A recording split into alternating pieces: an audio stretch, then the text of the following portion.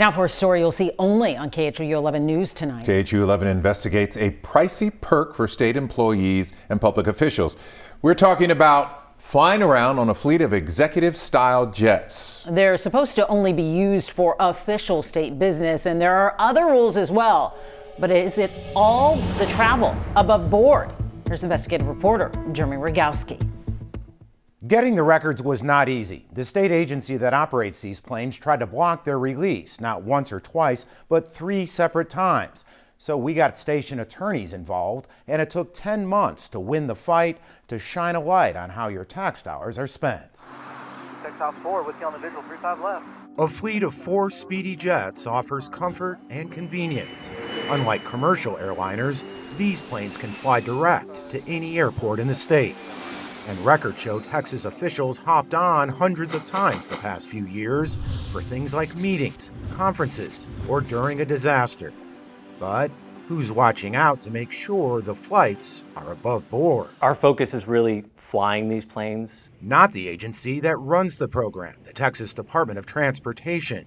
Turns out it comes down to the honor system. So it's a responsibility of any requesting agency or person that's requesting these flights. It's their responsibility to validate the state need for these flights. Is anybody watching over them to see if they're following the rules or not following the rules? Yeah, again, it's their responsibility to validate the state need. That lack of oversight is a big red flag. I don't know that the honor system is good enough in this case. For the government watchdog group Public Citizen. Adrian Shelley is the nonprofit's Texas director. When there's an honor system that doesn't ask even the most fundamental questions, you've just got a system that is ripe for waste. Texas law spells out how state aircraft should be used, like when the destination is not served by a commercial carrier or the flight is the most cost-effective travel. And passengers must fill out this travel log citing a specific state purpose. As taxpayers, it ought to be important to us to see that our dollars are being spent wisely. But consider these flight costs KHOU 11 investigates discovered. State Senator Charles Perry spent $3,000 taxpayer dollars to go from Austin to Lubbock to accept an award. Texas A&M Chancellor John Sharp spent $2,900 from College Station to Dallas and back. The state's specific purpose? Not specific at all. Or there's U.S. Senator John Cornyn's flight from Baltimore to Austin, $8,500. All on the taxpayer's dime. We're constantly updating you. And then there's Lieutenant Governor Dan Patrick. He conveniently lives near Hooks Airport in northwest Harris County.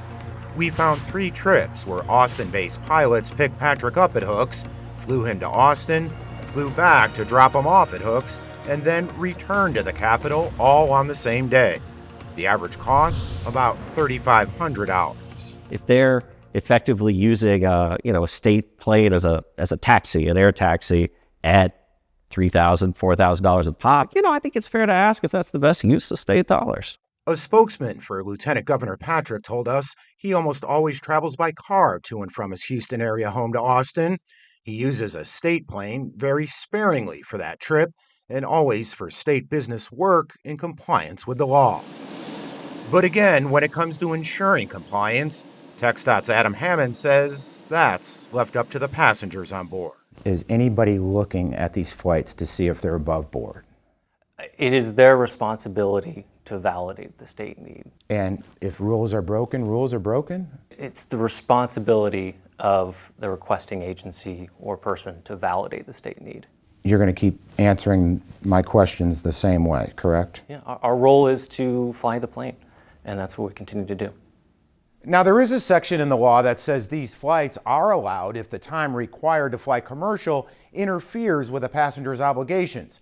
Experts we spoke with describe this as a catch-all way to justify taking one of these executive-style jets, even with a hefty price tag. Tonight, KHOU 11 Investigates looks into why some Texas politicians are flying on private jets. And TxDOT owns 4 jets that are supposed to be used for official state business.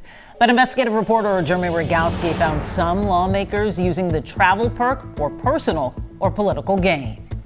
We went through hundreds of flight logs and social media posts and found state leaders who flew to attend family graduations, and one high-profile lawmaker who took a trip and raised thousands for his own political campaign. Speaker of the Texas House, Dade Phelan, didn't tell the whole story when he hopped aboard a state jet after a conference in Austin. We found he caught a college football game in Lubbock, writing "Beautiful Day" for Wreckham versus Hookham. And he held a political fundraiser, pumping at least $37,000 into his campaign. The main concern here is that you would want just greater transparency to the public. Beyond transparency, there's Texas law, which says the state may not provide aircraft transportation to someone who has attended an event at which money is raised for private or political purposes. A public official should serve the public interest. UH Professor Dan Angster is an expert on ethics and leadership. The ethical thing to do is to use public aircraft for public purposes and to follow these regulations. Phelan's office told us he always makes every good faith effort to remain in compliance with state law and ethics rules. But it's not just political. We found other flights that were more family affairs than official state business, like State Representative Jay Dean's trip for a meeting. It was a relative's high school graduation. On Facebook, Dean posted, "So grateful to get home for my grandson." It was stunning to see this level of the blurring of the line between public and private. What's more, Dean paid for the flight with campaign funds, which cannot be spent for personal use. His office defended the trip, saying taxpayers did not bear the travel costs, and at the graduation, many constituents and local officials were on hand. This does not pass the sniff test. Something KHOU political analyst Brandon Rottinghouse doesn't buy. There are always going to be other constituents around, but the fact that he had family that was there, there's definitely a crossing of that line. After the graduation, the flight log shows Representative Dean rushed back to Austin the same night. Why? He and his colleagues were needed on the House floor the next day for an historic event, the impeachment proceedings of Attorney General Ken Paxton. But we found another Texas lawmaker who flew out of town on a state jet didn't make it back. State Rep Cole Hefner said he was going on state business when he flew from Austin to Mount Pleasant that afternoon. The House will come to order. But oddly enough, the official record shows him on the House floor at 1:03 while he was still in the air. So, how could he be in two places at once? Can I ask you if you're recording right now? We are. Okay. Hefner's office never gave us an explanation. But we found that supposed state business flight landed in time for his daughter's graduation. This was a historic impeachment vote. This was something where you wanted to have members on hand. Being on the ground was critical in this period. Perhaps that's why Representative Hefner tried to return to the Capitol. He's a registered pilot, and records show Hefner's single-engine plane took off from Mount Pleasant just after 3 o'clock and didn't arrive in Austin until 4:45, the same time as the impeachment vote. Given these records, there's simply just no way he could have been there. But even more odd, the record shows Hefner did vote. So what gives? Take a look. Another lawmaker reaches over to Hefner's empty desk to cast his vote. Here it is again. Hefner's not there, so his colleague punches the button. This is called ghost voting. Ghost voting. Yeah. Rottinghouse says it's actually a common practice, but usually when lawmakers need to take a call or bathroom break and briefly step away. The rules are clear that the member has to be in the building. Would ghost voting, in your opinion, ever be acceptable for a vote of this importance? This was definitely the biggest vote of that session, if not the decade. And to miss it is abdication of your duties. Period. Now, records show taxpayers paid for Hefner's state-operated flight. The cost, more than $1,000.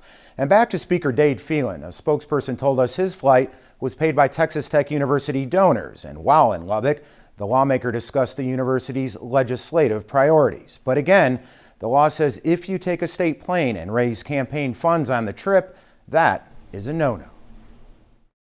Now that you've finished watching our investigation, we want to share with you a digital exclusive. Jeremy's interview with TxDOT spokesperson Adam Hammonds.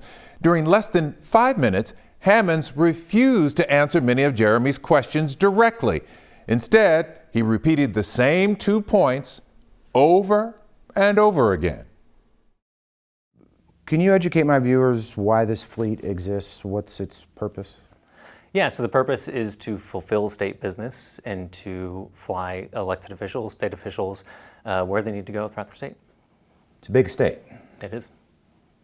And can you get into the rules, the do's and don'ts of the use of these airplanes? Yeah, so our role is really to maintain and operate these planes, and so I'll defer to the statute 2205 on that. So you can't explain the do's and don'ts? Yeah, our focus really is on maintaining and operating these planes. Who would I ask to explain what are the rules? Yeah, so it's a responsibility of any requesting agency or person that's requesting these flights. It's their responsibility to validate the state need for these flights. So it's the honor system. It's the responsibility of that requesting agency to validate the state need. Is anybody watching over them to see if they're following the rules or not following the rules? Yeah, again, it's their responsibility to validate the state need and that state statute. I appreciate that, but it's not the question. Is anybody looking at these flights to see if they're above board? It is their responsibility to validate the state need. So I would defer to them as far as validating state statute 2205. If nobody's watching, is that open the door for abuse? Listen, our focus is really flying these planes, maintaining and operating them planes, and making sure they get where they need to go safely and efficiently. And so that's what we're focused on. You're going to keep answering my questions the same way, correct? Yeah, our role is to fly the plane, and that's what we continue to do. And if rules are broken, rules are broken? What happens when rules are broken?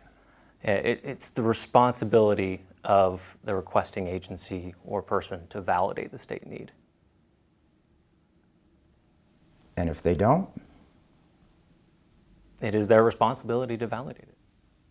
Has this agency ever taken action, to your knowledge, to say, hey, XYZ agency or certain official, this is not a permissible use? Yeah, our role is really to serve these state officials and to maintain and operate the plane. We fly the plane and make sure it operates smoothly.